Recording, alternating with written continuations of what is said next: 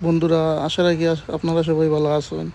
তো আজকে নতুন একটা ভিডিও নিয়ে এলাম আপনারা সামনে।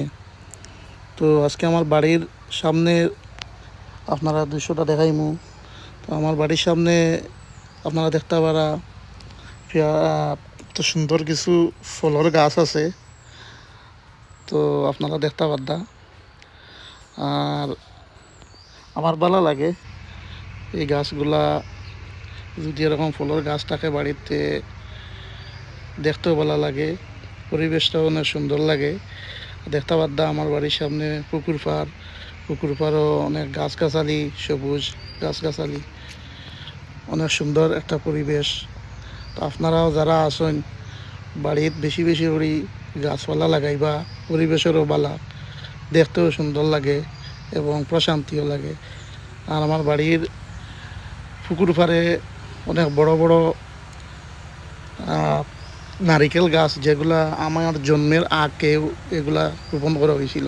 অনেক পুরানো, প্রায় 40 বছরের উপরে একটা গাছের বয়স।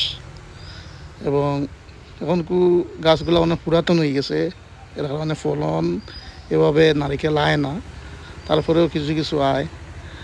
আর অনেক সুন্দর লাগে দেখতে। আমিও সময় পাইলে পুকুর পাড়ে গিয়া বই।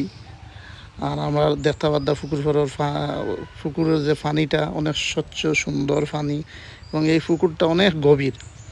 বিশেষ করিয়া এই পুকুর যখন শুকনার দিন আইলে এই চতুর্দিকে সব পুকুর কিন্তু শুকাইয়া যায়, কিন্তু আমরা এই পুকুরটা শুকায় না।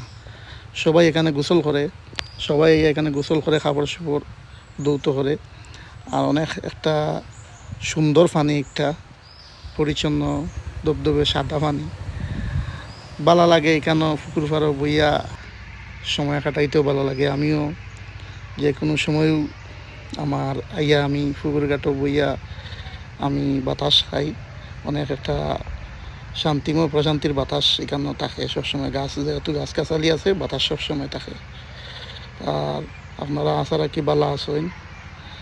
তো আপনারা লগে ভিডিও নিয়ে আইয়া আমার খুব ভালো লাগে। আপনারা যে কিছু না কিছু জিনিস আমি দেখাইতাম পারি। আর তো সবাই ভালো থাকা এ পর্যন্ত।